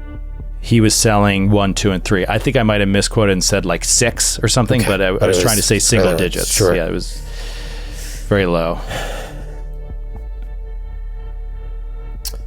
He walks back to the kid. Hey, thanks. What can I get for you? You don't want anything? No, I'm fine. I don't even There's have great any. stuff back there. I don't even have a CD player. Do you like 9 Inch Nails? Who told you that? I just asked if you like 9 Inch Nails. He grabs the kid's shirt. What's your story? I'm sorry, man. I'm sorry, man. I didn't even know. I don't like him either. I hate him too, man. Overrated. Oh, they're overrated. And you start to hear the drip of pee coming out the bottom of his shorts. Lowers the kid down. Clean up on aisle 5. He walks out. And he walks out. I gotta say, I don't know if I've said this before, but it is, I as a person who gets easily freaked out, it is oddly comforting to have a Roger Comstone in this story. Yeah. It's sort of like Ash and being in like Evil Dead or something. Yeah. It's just like, there's something that's so, it just makes me feel a little more safe just having a Roger Comstone in this freaky story. I don't know. Yeah, I hate scary movies, especially ones that like make you want to jump and stuff. And I loved Shaun of the Dead. Like when that came out, Oh, yeah. you know, Yeah. it's just like, this is so easy to watch. Like when you turn it into a comedy, even though there's like jump stuff and scary horror violence, it's like it's made so much better by the comic Yeah. relief. But especially, it really makes me think of Evil Dead, like Evil Dead 2. Oh, yeah, absolutely. I mean, it's like when it's a scary movie, but like when he gets not to spoil anything, but with like Yeah, the the chainsaw hand. and like Yeah. with a groovy. Yeah. I want to jump out of my chair. It's like, it's so awesome. And that's kind of what Roger feels like to me in this. Yeah, so I don't know, Roger, if you can probably put together there's something unnatural happening there, when that's all that's out and you can see their publication dates. It's like, this doesn't make any sense. And the branding was a little bit different. It was a little bit, strange, not like the branding you're seeing on these discs. So yeah, it is. They don't have anything close to 53. Now that's what I call Music 53. All right. Well, we've got the weekend. Right? I mean, that's kind of the overall plan. So, Roger, I'm going to stick with you because you've barely done anything this ep because of work. You have to work again. So, are you just going to do work all day Saturday, work all day Sunday? Yeah, I mean, it's still the morning, and I don't go in until night. I work the graveyard shift, so I've got the whole day. So you're not doing a double, and I'm well rested. Yes. So do I get anything back? Do I get a willpower point? Yeah, you get 1d6 willpower points back. Everybody level up anything that you failed yesterday by 1, and remove those X's. And then... do you get a hit point back? I don't know. But yeah, you can have it back because your injury heals naturally. So that's fine. You can get it back. Can I roll my d6 for the willpower? Yes. 5. Nice. Cool. That's huge. You needed that. Yeah. Well, great. I literally had just lost 5 in the last one, so I'm back to 9. It's not great, but at least I'm back up. Yeah. Just rolled a 4. Okay. I got 5, so I'm back to 5 now. I'm not on the edge of death or mental break. And I get 2 back out of my total of 4 damage. I'm going to go to the library. That's amazing. What time? I'll be there by noon. Be there by noon. Okay. I'll jump on the 2 at 72nd Street, take it to Times Square, and then walk across 42nd Street till I get to the New York Public Library. There you go. Okay. More Ghostbusters filming location. Yes. Get them all in. I'm doing full-on tour. Yes. Back off, man. I'm a scientist. I had an uncle who thought he was St. Jerome. I'd call that a big yes.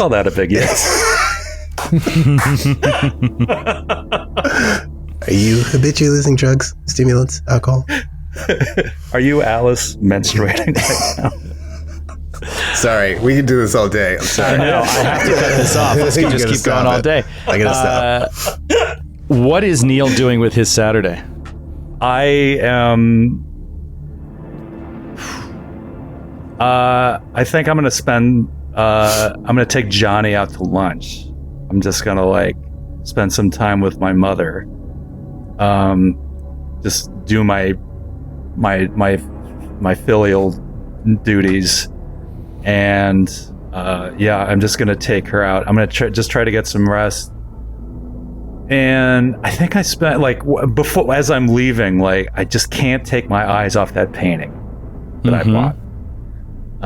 As I'm getting ready, and I'm just staring at that, and I'm just I guess I'm trying to just organize any of these thoughts and experiences into something manageable. And I don't know what form that takes, but he's just trying to sort through. I mean, all the stuff that has gone through the last 48 hours or whatever, all of us, killing a woman, dismembering her, seeing, doors and hallways appear out of nowhere. All this stuff is a lot to deal with. So I think he's trying to compartmentalize. I think that's what he's doing. Okay. Trying to compartmentalize. All right. Is there a roll for that? Is there a roll for that? Let's do a power roll. Yeah, power roll. Let's see how well you're doing at trying to focus in on all of these details. Ooh, 91 over 50. Yeah, it still seems like a jumble to you, and it's a jumble that's just unsettling. It's unsettling you because you can't You can't order it. Now, that said, maybe you don't have that kind of mind exactly. Maybe as an artist, you're a little comfortable with a little bit of chaos and you think that it's intriguing.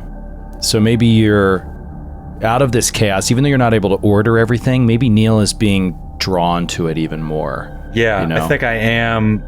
That's something I said early on. Like, he is drawn to this, like this touch of this brush with this other world kind of transformed him as an artist. And so he wants more of that. You know, he wants, like, how great could I be? The more of this that I take into myself, how great could I become? Mm-hmm. That's and on one level, like that's what he's thinking and feeling. So it's exciting, probably too. Just like, as disturbing as it is, like the potential of what it could do for him is also enticing. So, how does he think he would use it? Like, are you thinking like, I could make a movie of this, or are you thinking like? I think he's thinking of like, I think he might actually. All right, how's this? He actually starts storyboarding a movie, like ideas for a movie, like doing like sketches and like pasting them on like a poster board of like sort of this infused sort of story from what he's gone through. He starts beginning to piece together something very strange. And he starts like drawing these sketches, these rough sketches, and just pasting them or pinning them to this board, this cork board. And this is how he's like trying to sort through all this stuff. Like, that is, and if someone just like these sketches are so rough and abstract, if you saw this, it would be like, this is really weird, but they wouldn't be able to make any sense of it. But in his mind, he's like sort of starting to put together this kind of dream-like, kind of like his own sort of King in Yellow, without maybe not intending to do that. Like, that's kind of like what he's creating. That's pretty scary. We're gonna have to disappear more now. Yeah. We're totally gonna have to disappear. Yeah, for real. Okay.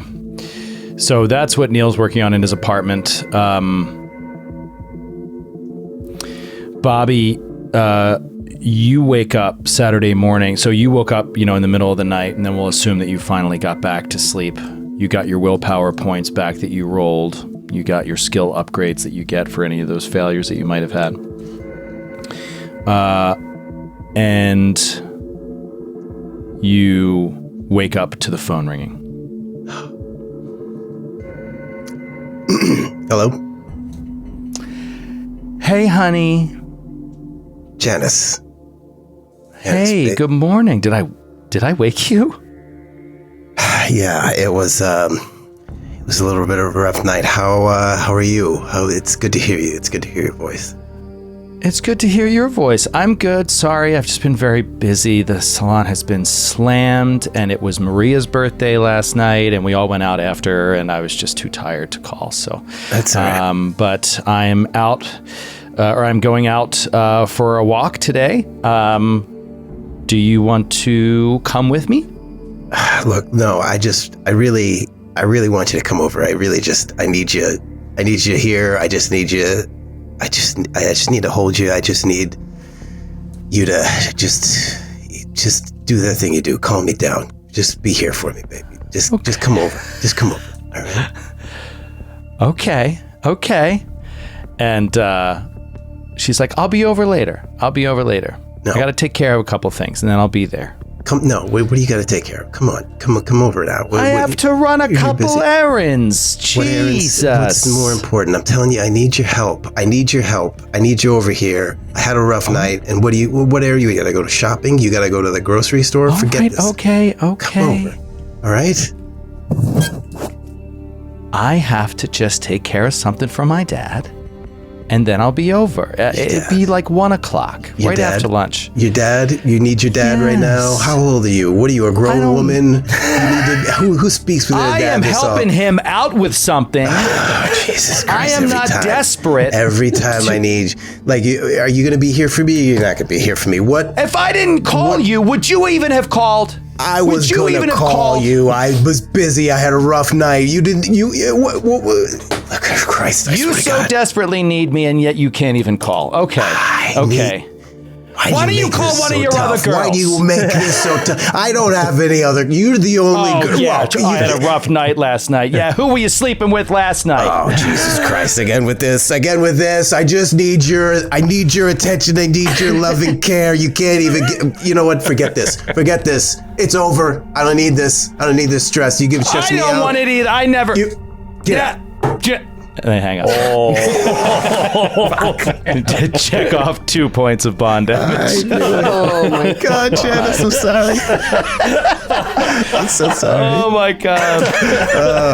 That's amazing. God, I'm down to 3 points with Janice. Wow. Janice is like, we're never thin ice. Wow. We're never getting it back. We're never getting it back like we used to. Okay. Shit. Bobby's hanging by a thread. Bobby's. I'm thinking Bobby's gonna need something to get his day started, and it's probably a pill. I'm thinking it's a pill. This is where he needs. Jeez. He needs to kickstart his day. Jeepers. Wait, are you an addict? Well, he's got Bobby's. Definitely leans heavily on prescription drugs. Not as much as before this mission, but definitely as this mission is going on, he's leaning on his prescriptions more than most. And he still has his kind of more illegal drugs in the back pocket, but he leans on the prescriptions first. Okay. Yeah. Well, since you're not technically exhausted, I'm not going to have you take damage for taking these things. These are just kind of keeping you regular right now, but we'll address that as it comes up throughout the adventure. Okay, let's cut to New York Public Library. We don't see Roger Comstone walking up the steps. We see Vicky Ricci hustling up the steps bright and early. Saturday morning, 9:45, right on time. Vicky Ricci, never late. She is meeting Sarah to participate in a children's book reading at the library. So, Vicky, you come in and you get through security, which back then is very, very light. You just have a bag filled with steak knives, and they're like, "Morning!" You just walk in. My gun is in my bag. My pistol. No, you're literally holding the gun in your left hand. Morning! Whoa, whoa, whoa, whoa, whoa! Hey! Look at my gun trick. And the security guards are like, us too. You're funny. Have a good day. Enjoy the books. And you go ahead and walk in. Okay. You get to this room that you're supposed to go to, and you see Sarah, and she says, "Hey, how are you?" I'm okay. I tried to call you last night, but you didn't answer. Oh my God, honey, I'm sorry. It's okay. I'm okay. I'm so sorry. I wasn't thinking. My brother is in town. He's visiting, and we went out, and I didn't get home until like 9 o'clock, and I went right to sleep. I'm so sorry. I'm so sorry. Okay. It's okay. I'm doing okay. Are you okay? Yeah. We could talk about it later. This will be good for me today. I think you were right. So this is good that I'm doing this. Yeah. Well, just come over here, and they're going to get you set up, and there's somebody going right now, but you'll be next. And you see there's a woman there, and she's sitting on a small stool, and she's reading this picture book to these kids, and they all look to be between like 2 and 4, basically. And they're all kind of just like sitting around, crisscross applesauce. eyes wide, looking at the book. Some of them are a pain They in the didn't call it ass. that in the 90s. No, they didn't. No, they didn't. Troy, you real piece of shit. Trying to get my show canceled. I'm not immersed anymore. They're sitting there listening, and a couple of them are assholes, little kid assholes. Blah blah blah, making noise. Her parents are like, stop, and then it's you, and they pass you the book that you're going to read. They put the book in your hand, and in colorful, bright words, it says, Henri goes to the park. Henri. Henri goes to the park. And you see a clown on the front. And in the background, there's you see the Eiffel Tower, like a cartoon of the Eiffel Tower. And there's like balloons and shit and kids like all running around. Okay. She swallows. Hi, everybody. My name's Vicky, and I'm gonna read you some of Henri Goes to the Park. Okay. Okay. And now I'll start reading the book. And she looks at Sarah. And Sarah's nodding. Very good, Vicky. She's thinking in her head. Here I go. You got this. And she starts to read the book, holding it, like showing the pictures as she like flips the pages. It says, Henri was a very good clown, or at least he tried to be. You see Vicky reading to the kids. He could juggle and mime, and he had the loudest horn you ever heard. You see he's like squeezing this horn. Okay. And it's just like across the whole next page. And then you turn the page and he's just kind of sitting there sad. But circus after circus turned him down. Next page. Henri knew he needed more experience to win them over. I've got it, said Henri. I'll perform at the park. Oh, no. He put on his very best clown shoes and walked to the park. You see these absurdly large shoes that he's putting on. One of the kids starts, man, I don't like this one. And you see Joe O'Brien behind him going, shut up. Vicky gives that dad a thumbs up. That's the way to do it. Just be reasonable. Just listen to the person who's being nice to you. And Vicky says, it's the 90s. You can hit him. You can hit him still. It's not bad yet. You can give him a little on the head. I got scared. And then she turns the page, and you see a picture of a park, right? Like a city park. It says, mommies and daddies and kids and dogs all playing and having such fun. And so many people to make laugh. So many pranks to do. And then you turn the page. He danced and he played while children cried and bayed. Henri was doing a very good job. And you see there's like pictures of kids looking at him and crying. Oh my God. This is... Henri's heart was filled with glee, you see the next page says, and you see multiple crying children. This is terrible. This is One of the worst things. I don't want to hear the rest of this. I don't want to hear the rest of this. Joe, can I roll an awareness to see if I hear Maybelline's voice while I'm walking around the stacks?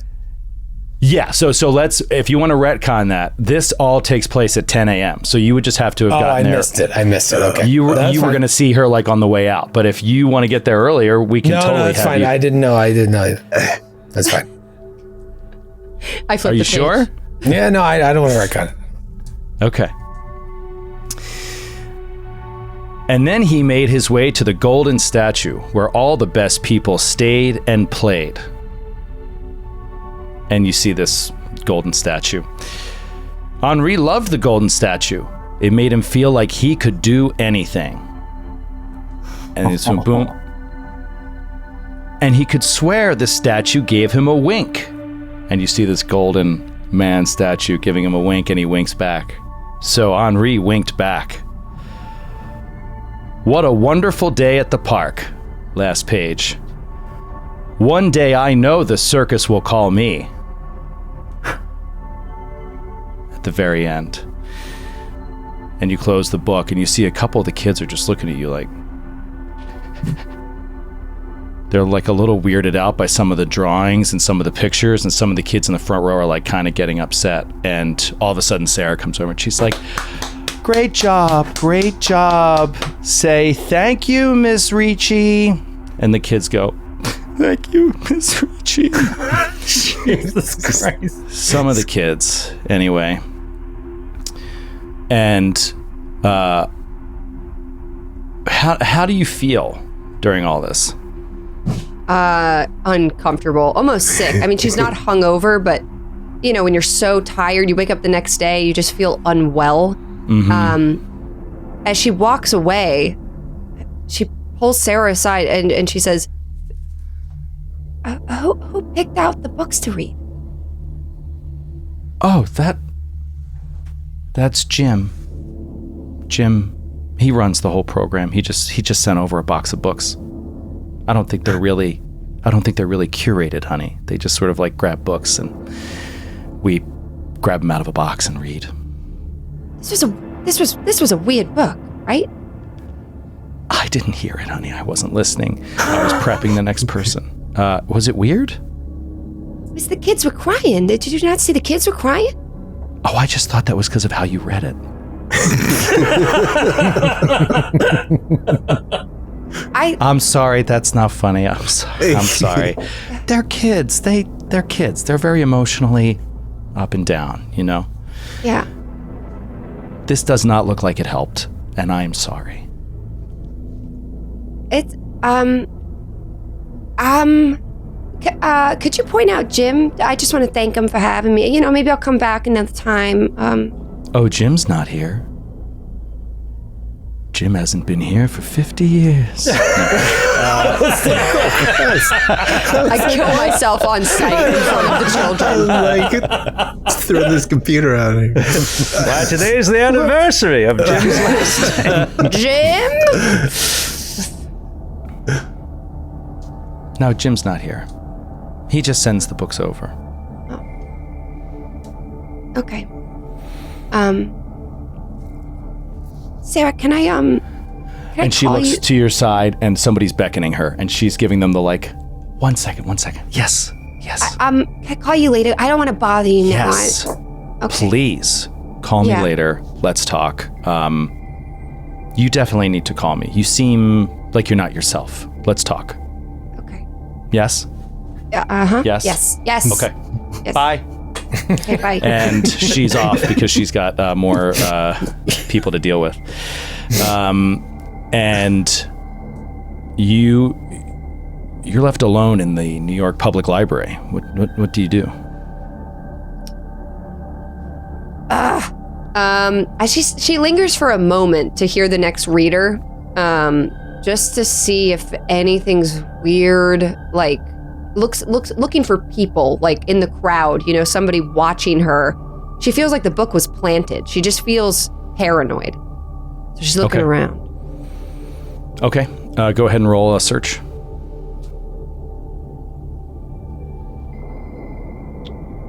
Oh, that's gonna be 43 under 53.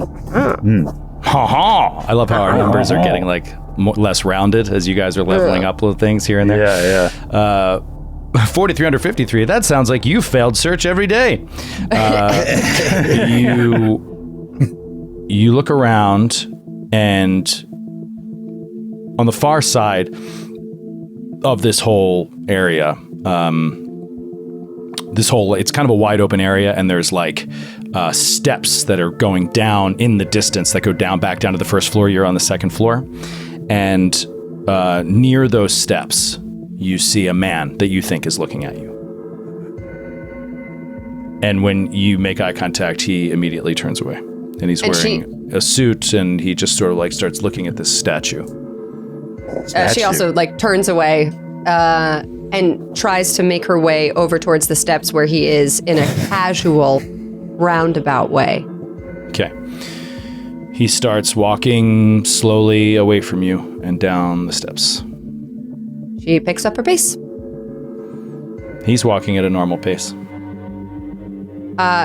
He seems like late 20s, tall, fit, in a suit. She runs. Then she's like, speed walking, kind of jogging. She goes, "Oh, excuse me. Did you? Oh my gosh, I'm so sorry. I thought I totally mistook you for somebody else. My apologies. I thought I was meeting somebody. I thought." He gives you a weird look and just walks away from you. She takes note of like the way that he looked though. Do I recognize him at all? No, you don't recognize him at all. Clean. He just gives you a look kind of like you're a weirdo and just keeps walking. Clean cut. Mm-hmm. Does he look FBI? Kind of handsome. Does he look FBI? You can't tell. He could be. He could be, but I'm just going to say he's FBI. Okay. She's going to kind of like swoop her little pixie cut, and she slowly just walks up behind him and she goes, "Excuse me, sorry to bother you again." Yes. I did mistake you for my friend, but this is going to be really forward, and feel free to say no, but do you want to maybe grab a coffee or something?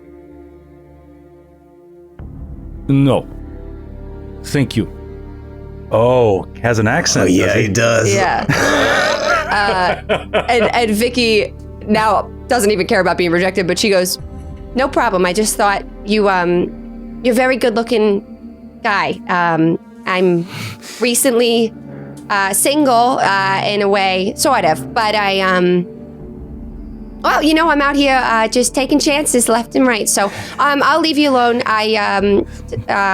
It's okay. Thank you. Okay.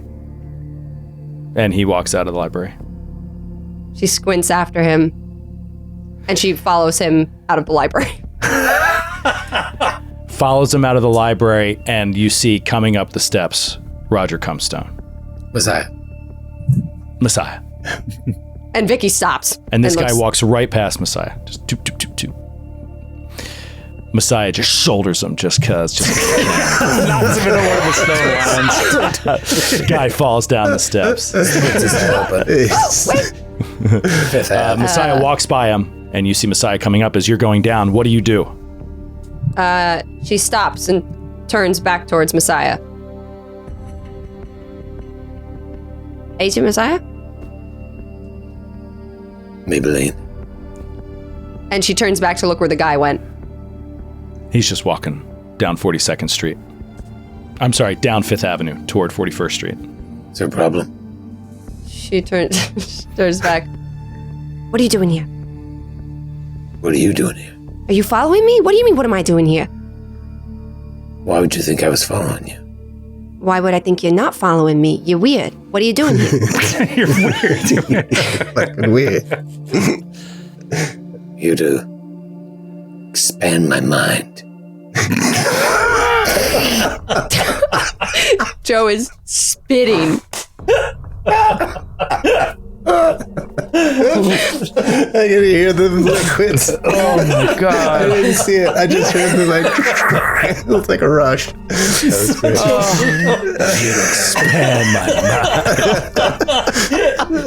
great. He's certainly doing his best to set her at ease, isn't he? Vicky furrows her brow. You can read? Yes, I can read. Well, this Where were you yesterday? Yesterday? Yeah, I paged everybody. Where were you? I had some stuff to attend to. I needed to catch up on some rest. Looks like you caught up on some as well. Yeah, I feel fine, thanks. It's kind of awkward. We met here and neither of us has a coffee to give the other. Do you want to get a coffee?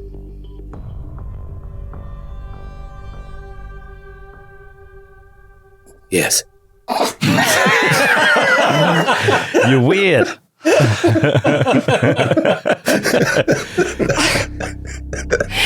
And surprisingly, like, Agent Maybelline is at ease. Like, we were joking before about the presence of, like, Roger Comstone in a horror movie type thing. But there is something comforting about his, like, ridiculous, weird nature. And she's like, yeah, okay, let's get a coffee. I gotta tell you about something that happened in the library. It's weird. It's weird. I'm all ears. Let's go to that cart over there. My treat. Thank you. Tell me your library story. Tell me your library story. I tell him about just the clown, and like I wasn't sure if it was planted. Now there's the painting. Now, you know, and then I say that I ran into this Eastern European guy who I thought was tailing me, and then I ran into Roger. I'm kind of blabbering. She needs to talk to somebody. Couldn't talk to Sarah. Doesn't have a lot of close friends, and now she's like telling Roger all this stuff. The stuff about yesterday. She tells him about the radio, actually. She's like, I heard this radio. I didn't tell him what I heard. But she says, I was looking at the apartment. I heard this radio. It was off. Murnau turned it on. Didn't matter. It was still, the sound was coming through. And she just goes on and on and on. Roger's just listening, and during the conversation, he hands her a coffee, and he's just nodding and listening. I can picture exactly where this is on like 40th Street and 5th Avenue, right at the corner. Pier 1 Imports across the street. Bryant Park, yeah. Yep. He's just nodding. That clown. Feel like it's been following me. Henri, the clown from the book? I didn't catch his name. I mean, more in general, this clown. When first we met, I saw a clown as well. In the park. Just like your children's story. He was dancing. The painting. It's the same one. Yeah. Well, I saw him in the flesh, dancing like there was no tomorrow.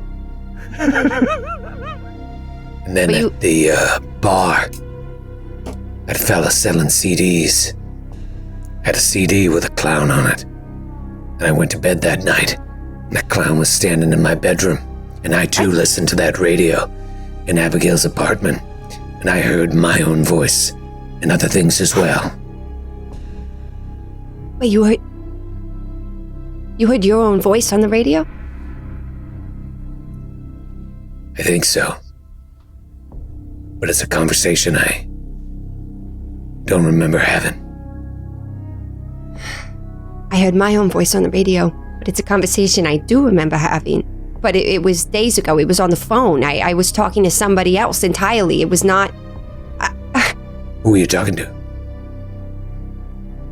It doesn't matter. It was nobody, but... Maybe it does matter. Who was it? It was personal. It's not related to the case. Okay. So why were you here at the library? Just to read this book? I'm confused. And now Vicky's thinking, as she's saying it was personal, it's not related to the case. Then she thinks about Sarah and the reading at the library and the clown book, and she's like,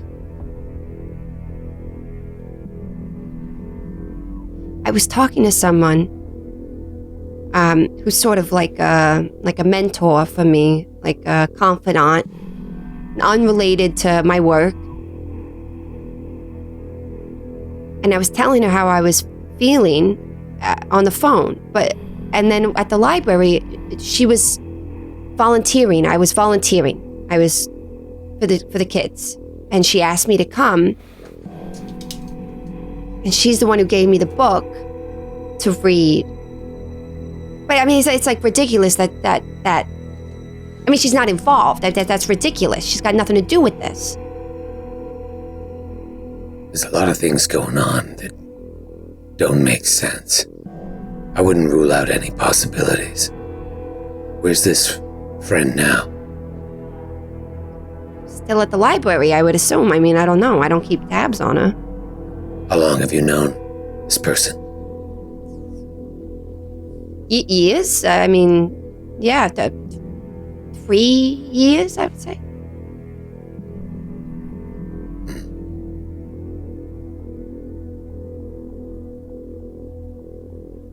Let's go inside. The library? Yes. Okay, yeah, okay. Vicky and Roger walk up the steps. We see them disappear into the doors of the library. And we'll fade out.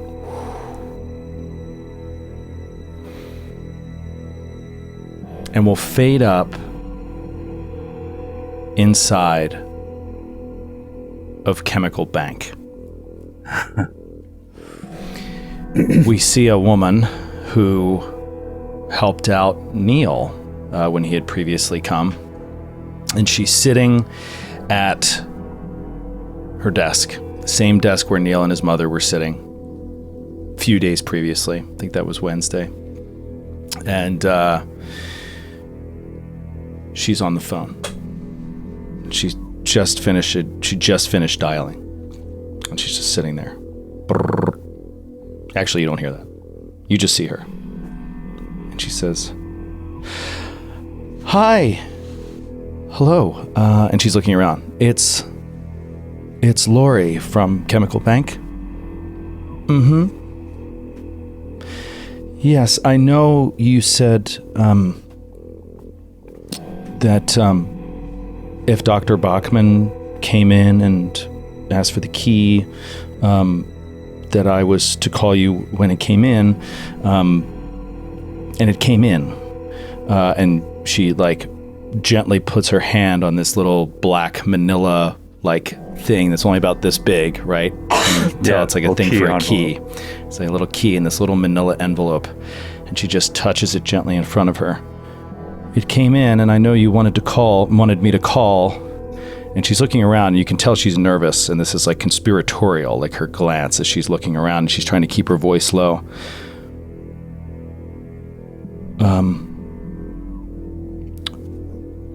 So what did you want me to do? Okay. I will. Thanks, Jim. Bye.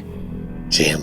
And she hangs up the phone, and we'll see you next week. Oh, shit! Oh my god! Is it Garfield creator Jim Davis? Jim Davis! I knew it was him! I knew it was him! I'm riveted. I was hanging on your every word. I was just what? Oh, Francis, you're the best! Man, oh my God. What a night. What a night. We'll see you next week. Can't wait for the next one. Can't wait for the next one. Bye, guys. Bye. Oh.